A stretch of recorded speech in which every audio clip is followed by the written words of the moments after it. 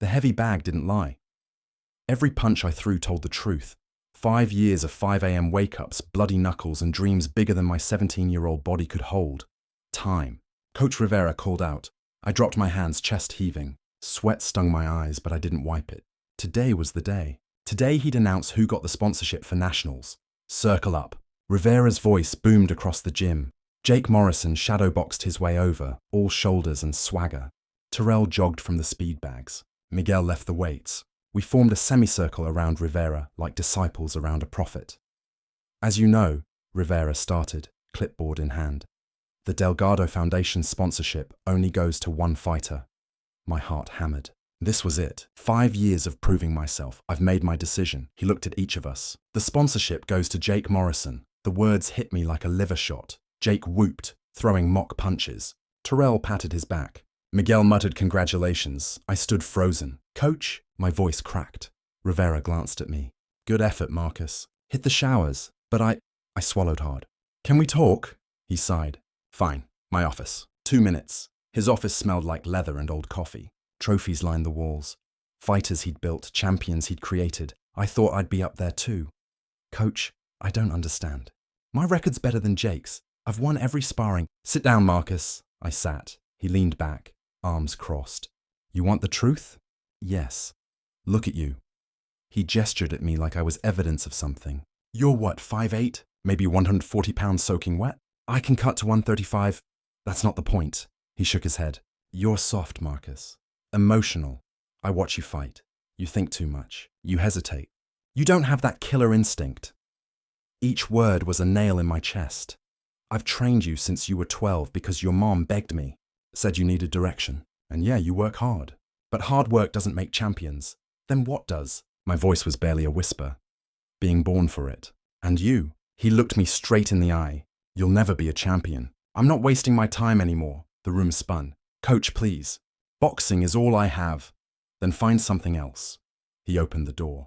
We're done here. I don't remember leaving. Don't remember walking past Jake celebrating. Don't remember grabbing my bag. I just remember standing outside in the Chicago cold, holding the gloves Rivera gave me for my 13th birthday. My phone buzzed. Mum. How did it go, mijo? Did you get it? I couldn't answer. Couldn't breathe. Marcus. Baby, what's wrong? He said I'll never make it, Mom. The words came out broken. Said I don't have what it takes. Silence. Then, come home. We'll figure this out. But what was there to figure out? Rivera wasn't just my coach. He was the man who taught me to throw my first jab, who wrapped my hands before every fight, who I thought believed in me. I looked back at the gym. Through the window, I could see Rivera working with Jake, showing him combinations. My combinations. The ones I'd practiced until my shoulders screamed. Something inside me broke. Or maybe it just changed shape. I dropped the gloves in the dumpster and walked away. Boxing was all I had. Now I had nothing.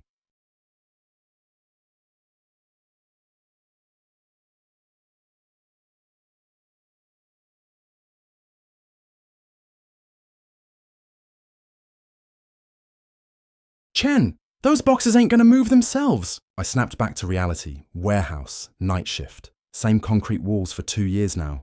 Sorry, Mr. Kowalski. Don't be sorry, be faster. I hefted another box onto the truck. My shoulders still had the muscle memory. Lift, pivot, place. Just like slipping punches. Except these boxes didn't hit back. They also didn't break your heart. Marcus, you eating with us tonight? Tommy asked, shuffling over with his lunchbox. Tommy Mitchell, 60-something, worked the warehouse longer than anyone. Always had a story, always had a smile despite the arthritis in his hands. Nah, I'm good. Boy, you're never good. When's the last time you ate actual food? I shrugged. I eat. Ramen ain't food. He sat on a crate, patting the spot next to him. Come on, Marie packed extra. I sat. His wife always packed extra. You know, Tommy said, unwrapping a sandwich. You got that look again. What look? Like you're somewhere else. Somewhere that hurts. I almost laughed. That obvious? Only to someone who knows. He took a bite, chewed slowly. What was it for you? Boxing? I froze. How did you... The way you move. The way you hold your hands when you think no one's looking. Dead giveaway.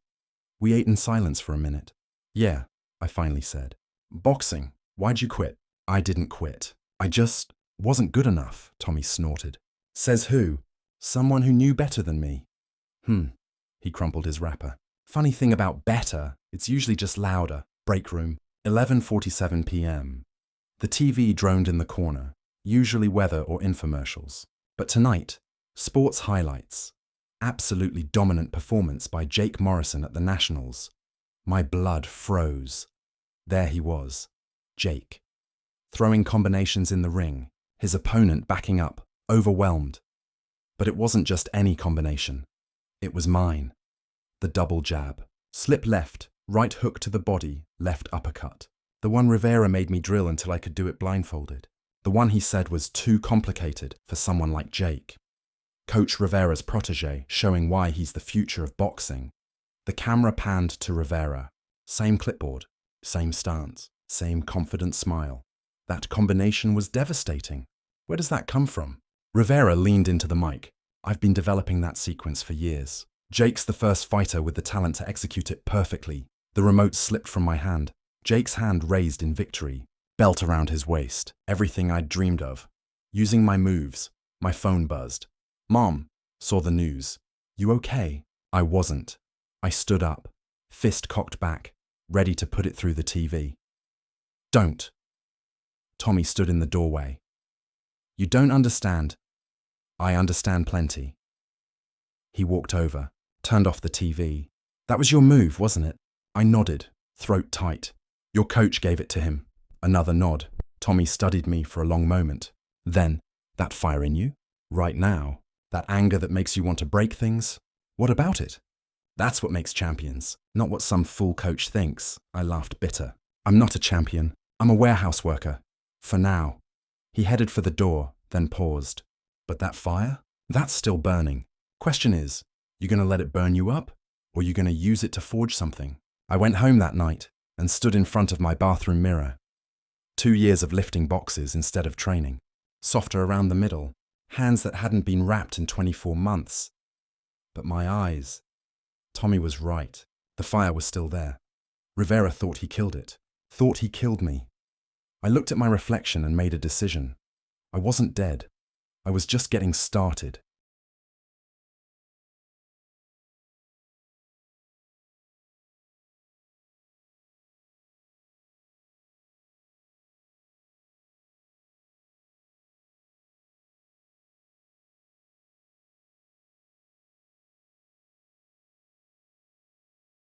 Keep your chin tucked. Tommy tapped the side of my jaw with 2 fingers, firm but careful. You drop it when you exhale. Stop that. We were standing between the loading dock and the break room, surrounded by pallets of shrink-wrapped canned goods and industrial dust. This isn't exactly a gym, I muttered, lacing up my shoes. He grinned. You want hardwood floors or hardened fists? It started with footwork. Tommy painted lines on the concrete floor with chalk, small boxes to teach balance, edges for movement, angles for getting in and out. No bag, no gloves, just me and my breath. Get used to your body again, he said. They made you think it wasn't enough. Now it's time to trust it. I Googled you, I said a week later, wiping sweat from my neck with a towel. Tommy's eyes twinkled. You did, huh? Thomas Thunder Mitchell, 26-0, underground circuit. Never knocked out. Never promoted either, he said, voice quieter. Didn't play the game. Didn't join the right gym, kiss the right rings. So I got benched by suits who couldn't take a punch but controlled everything. He pulled out an old, faded photo of him in the ring, shirtless, bloody, smiling like he'd just found God. They told me I wasn't marketable. They told you something else, that I wasn't built for it. He pointed at my chest. But that's not where the fight comes from. 3 nights a week turned into 6. Every shift ended with me hauling boxes by day, shadowboxing by night. We made a makeshift double-end bag out of office chair bungees and a duct-taped foam ball. No sponsorships, no spotlights, no Rivera, just furnace-hot Chicago nights and Tommy's voice guiding every movement. You don't move like a brawler, he said. Thanks. It's a compliment. You're a blade, not a hammer. Rivera wanted to make you hit like Jake, but Jake's got 2 settings, swing or gas out. So what am I? He smiled. You're a ghost. Slip punches, dodge insults. Reappear when they least expect it. The nickname stuck. The Ghost. I liked the sound of it. By month 3, I sparred with Tommy. He was slower, but smarter, tougher than any 20-something I'd ever faced. "Stop aiming for the kill shots," he barked when I tried to torque a right hand. Real fighters don't chase knockouts. They drag opponents to where they control the conversation. Conversation. Boxing is talking without words. You interrupt. You redirect. You make 'em say what you want. God, I missed this. The ache in my ribs. The sting of knuckles. The heat in my lungs. I was alive again. One night, shirt soaked and hands shaking, I slumped against a crate. "Why are you doing this for me?" I asked. Tommy sat across from me, cracking open a Gatorade. "Because someone once believed in me when I didn't deserve it." I drank in his silence as much as the words. "I see what you're made of," he continued. "Your old coach didn't. That's not on him. His lens was too dirty. Dirty how? Pride, politics, ego. He couldn't see your fight because it didn't look like the one he wanted. And you?" Tommy leaned forward, eyes sharp. "I see a slow-burning fire, the kind that never dies. You weren't broken, just buried." That was the moment I believed it. 6 months in, a guy from the underground circuit showed up during a late-night session. Dom, bald head, gold tooth, attitude carved into his smirk. "Tommy said you got something," he said, sizing me up. "We got a card next week. We need fresh blood. You down?" My heart hit my chest like a left hook. Tommy looked at me. "Balls in your corner, Ghost." I nodded. Not because I was ready, but because I finally remembered who I was fighting for. Me.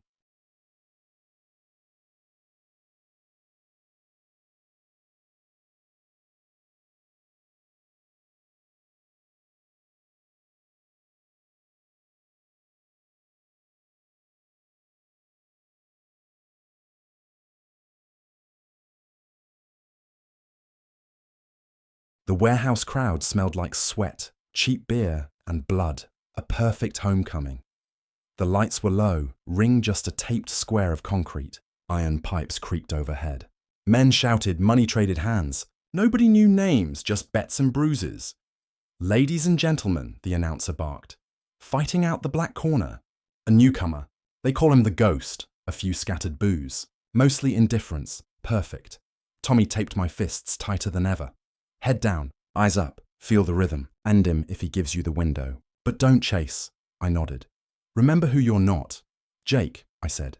"Exactly." First opponent. Big. Sloppy jab. Swung like he was hitting heavy bags. Not a living human. He came out wild, trying to scare me. Didn't work. I let him gas out.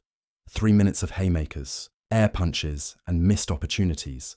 I dodged, slipped, danced. Round 2. I picked him apart. Body, chin, body again. He dropped fast. Not KO'd, just embarrassed. Too much pride to stand up before 10.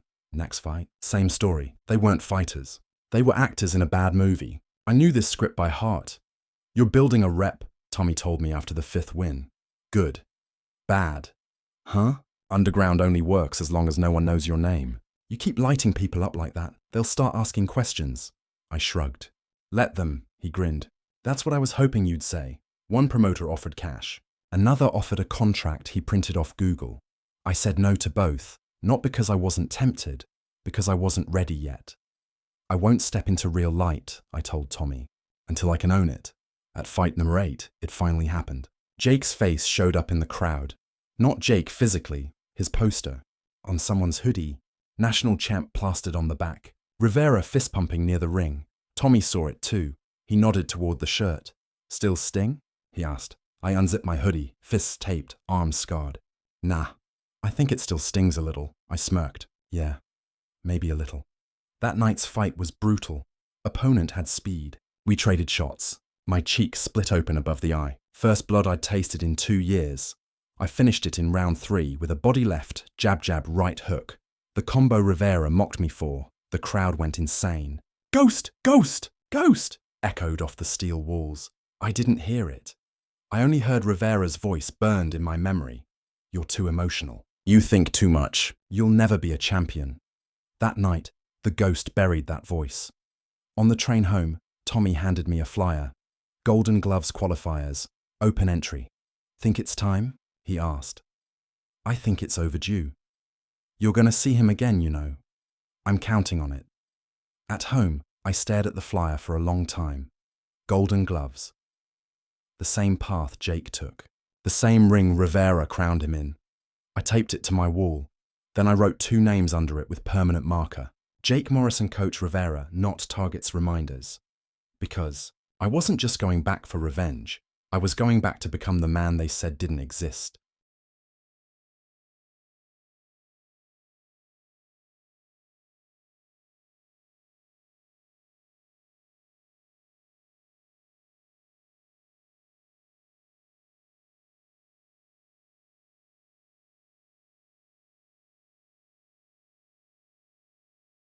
Golden Gloves regional qualifiers.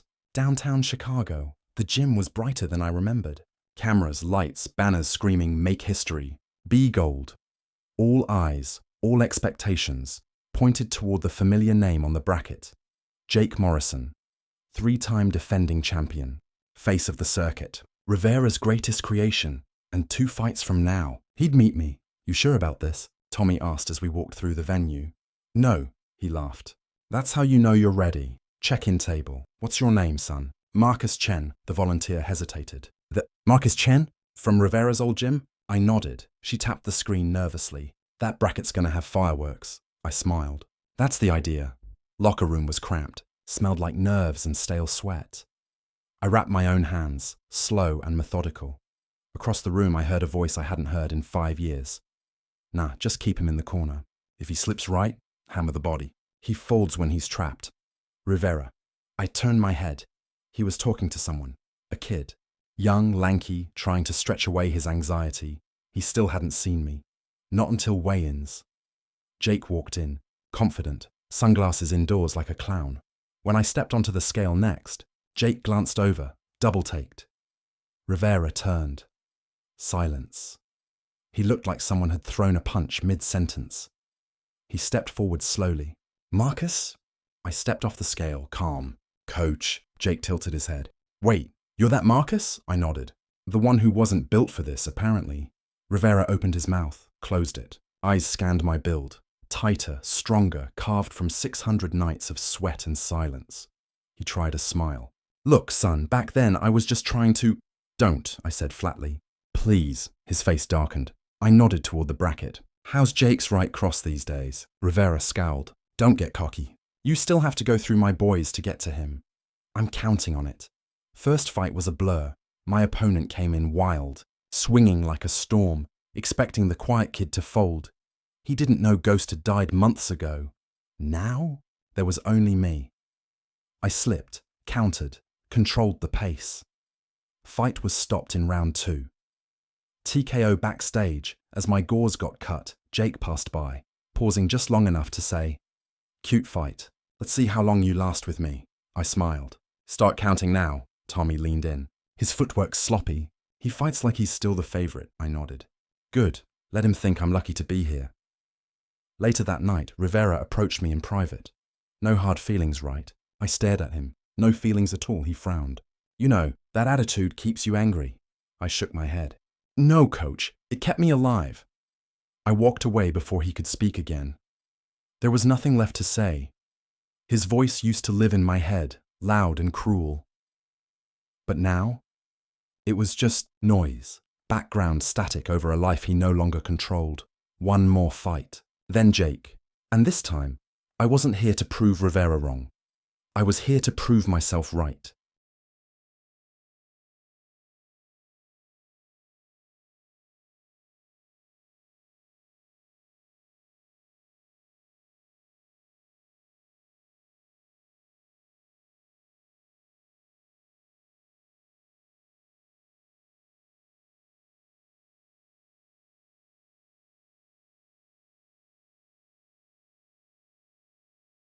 The semi-final opponent was built like a concrete wall with arms.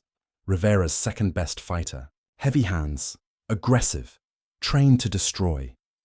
He stared at me during glove check like I owed him money, probably didn't even realize he was a pawn in someone else's redemption arc. Fine by me. Let's dance. In the corner, Tommy punched down the timer on his stopwatch. Stick to the plan. Sleight of foot, not brute force. I nodded, rolling my neck. He gripped my shoulder. You feeling anything? I looked across at Rivera standing in my opponent's corner. He hadn't looked away from me once. I'm feeling patient, I said. Round 1. He came in wild, just like Rivera taught him. Big swings, muscle first, brain later brawling. I let him throw, let him burn, slipped left, slipped right, parried, moved. Every miss, a message. Every dodge, a memory returned. You're too soft. You don't have killer instinct. You'll never be champion. Not anymore. Now, every breath I took belonged to the fighter Rivera said didn't exist.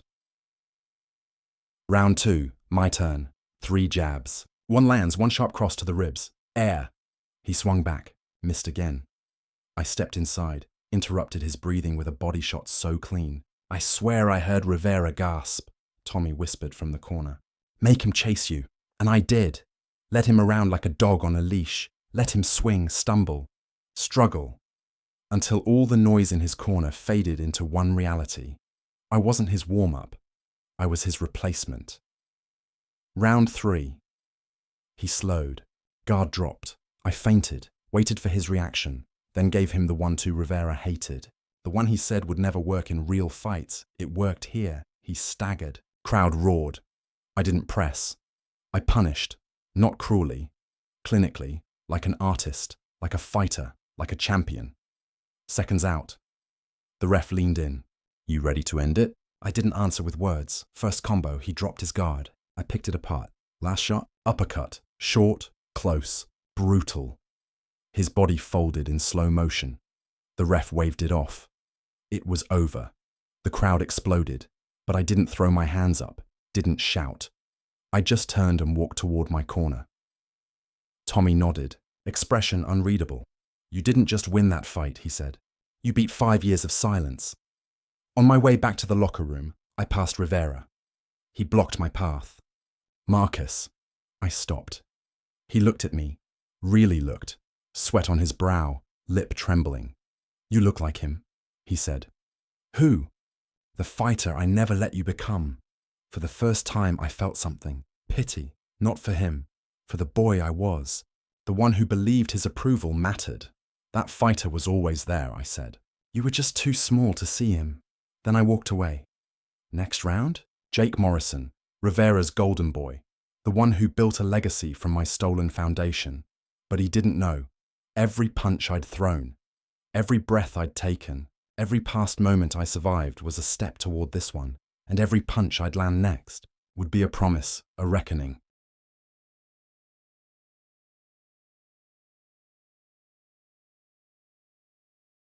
Jake Morrison entered the ring like it was his birthright. Hands in the air, grinning, flexing for the cameras. That same smug look I remembered from training camp, back when Rivera gave him all my rounds. He didn't see me as a challenge. Good. That was how I wanted it. I entered quiet. No music. No drama. Just 2 fists, and every day they told me I'd never make it. Tommy walked behind me, focused. You ready? He asked inside the ropes. I nodded. You take him apart. Brick by brick. Round by round. Say less. From the opposite corner, Rivera locked eyes with me. He didn't smile, didn't nod, just watched. Funny how small men can look in bright lights. The ref pulled us to center ring. Protect yourselves at all times. Obey my commands. Fight clean. Jake leaned in. Didn't think you'd show. I figured you'd choke. I stared through him. Didn't think you'd recognize me. I figured you never saw me. He grinned. Tonight's gonna be quick. Yeah, for you. We touched gloves. He hit hard. I hit different. Round 1 he came out fast. All power. No patience. Hooks swung like sledgehammers. Crowd roared. I slipped, blocked, studied. Let him show me who he was. The same bully from Rivera's gym. Same overreach. Same breathing issues after 30 seconds. I jabbed to the face once. Backed out. Then twice. Then a pivot. Jake snarled. You scared? No, I smiled. I'm watching the rerun. Round 2 I started pressing. Body shots. Arm drags. Tie-ups to frustrate him. Rivera screamed. Control the middle. He tried. I didn't let him. Tommy from the corner. Dress rehearsal's over. Show time. I snapped a cross across his chin. Everything I drilled in the dark now danced in daylight. The ghost wasn't gone. He'd just evolved. Round 3, Jake landed a shot, hard. Right hook to the ribs. It rattled me, left me staggered for half a beat, long enough for him to grin again. There it is, he barked. A weak spot. Yeah, I breathed. Found yours too. Then I came alive. Step in jab. Overhand right. Then the one he never saw coming. The combination Rivera said I couldn't master. Left feint. Right to the body. Pivot. Uppercut through the pocket. Jake's head snapped up, eyes lost for a second. Exactly enough time. Round 4 he gasped, breathing through his mouth, feet slower. I stayed calm, scanned him with technician's eyes. This wasn't personal anymore. This was professional calculated destruction. I parried one last lunging jab and pinned him to the ropes. 3 clean hits, ref jumped in, TKO, silence, then the roar, high, wild, unreal. My name over the speakers, echoing like thunder. Winner by stoppage, Marcus Chen. Jake slumped in his stool, bleeding pride. Rivera wiped his brow, refused to meet my eyes. Tommy climbed into the ring slow, like he knew what this meant. He didn't say, I told you so. Didn't need to. We just hugged. My coach, the real one. At the post-fight presser, someone asked, Marcus, what was going through your head when you dropped Jake? I leaned toward the mic, bruised lip curled in the shape of a survivor. Every punch I threw tonight was a promise. To the kid Coach Rivera gave up on. To the fighter no one believed in. To every quiet person grinding in silence. I looked into the camera. They said I'd never make it. I didn't just make it. I arrived. Locker room, smell of sweat, tape and liniment. I sat on the bench. Championship medal around my neck, hands unwrapped, fingers throbbing. Tommy tossed me a water bottle and dropped into the chair across from me. Feels different, doesn't it? He asked. Yeah, I said. It does. Not just because I won, because I didn't have to scream to be heard anymore.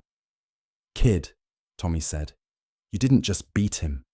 You unbuilt him, I smirked. You sound proud. He leaned forward, elbows on knees. I am, but not because you won the fight. Then why? Because when you had the chance to humiliate him, you didn't. You controlled the story, instead of becoming the villain in his. That hit harder than any clean jab. There was a knock at the door. I looked up. Rivera. He stepped inside, without waiting for permission. Cameras were off now. No crowd. Just the coach who gave up on me and the fighter he never expected would rise. Marcus. He nodded, voice low. Coach. I watched every round, he said. I know. He hesitated. You fight different now. I fight like me, I said. He looked down, then back up. I deserve what I got, all of it. I didn't speak. He said, you want an apology, don't you? I thought I did, I said honestly, for a long time. And now? I stood up, medal catching the light. Now I understand something. Rivera tilted his head. All that time, I didn't need your belief. I just needed to believe in myself. He swallowed. Marcus, I was wrong. Warm silence filled the room. Not aggressive, not forgiving, just the truth hanging there. Yeah, I said. You were. Rivera nodded once. Broken. Smaller than I remembered. He turned and walked out. And just like that, the ghost of who I used to be walked out with him. Later that night, out in the cool air under the streetlights, I turned my phone back on. Hundreds of messages. Old teammates, strangers, even an ESPN clip. But the one that hit hardest. From my mom. Proud of you, mijo. I always was. Just didn't know how to show it. I smiled. Tommy put a hand on my shoulder. So what now, champ? I breathed deep. Now, we go home. Back to the warehouse? No, I grinned. Back to the beginning, he smiled too. You thinking what I'm thinking? Gym, our rules, our kids. No politics, he raised his bottle. To second chances, I clinked it. And to the ones nobody sees coming. The belt would gather dust. The medals too. But that night, that was the moment everything changed because for the first time, I wasn't fighting to prove Rivera wrong. I was fighting to prove Marcus Chen was right.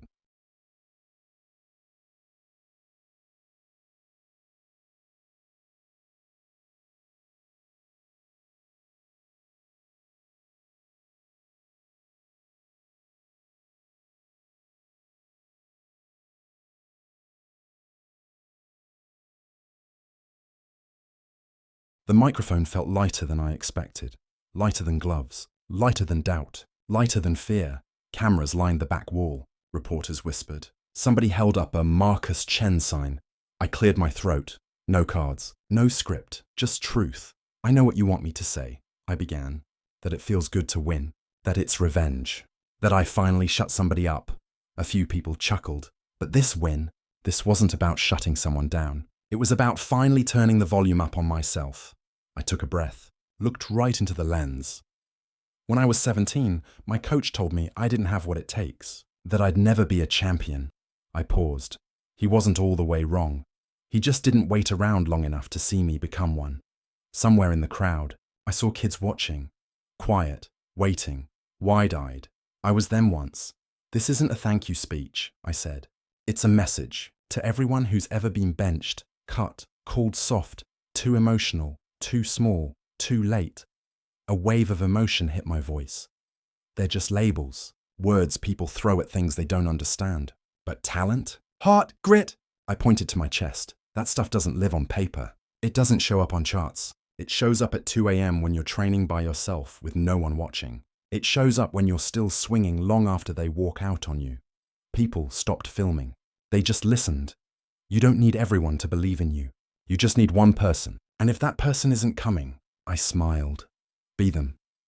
I stepped back from the mic, nodded once. That was it. Simple, quiet, real. Afterward, a reporter grabbed me before I could leave. Marcus, what do you call this chapter of your story? I looked at her, then at the crowd still clapping, shouting, and answered, I call it the part where I got up, and nobody could put me back down again. 6 months later, we opened the doors. No balloon arch, no grand reopening post, just a black steel sign bolted above cracked brick, Ghost Gym, underneath in paint-streaked gold. Heart builds champions. The ring was half the size of the one I fought Jake in. Didn't matter. This one was real. Sweat-soaked. Rope burned, glove scarred, just like the fighters who stepped through its ropes. First kid we signed up? 14. Skinny. Didn't make the tryouts at school. He walked in shaking, hands too small for the gloves, dreams too big for the space he'd been given. You ever boxed before? I asked. He shook his head fast. No, but I want to. I want to get good. You know what makes a champion. He paused. Talent? I shook my head. Time, pressure, and somebody who believes in you. He smiled with his teeth. I can be that, I said. And that's when he stayed. Tommy ran drills most days. Still yelled like a coach. Still hit like a truck in sparring. Even at 63. You built it, kid, he told me one night, tossing towels into the wash. Yeah, I said, but I didn't build it alone. He gave a grunt. That was his version of you're welcome. One afternoon, Jake showed up.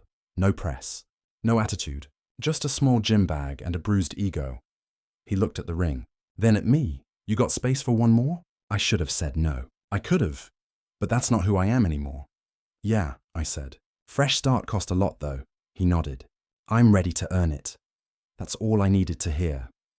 Later that night, cleaning up blood off the mat, I thought about Rivera. I never heard from him again. Part of me thinks he meant to write. The rest of me knows some apologies take too long, even to land.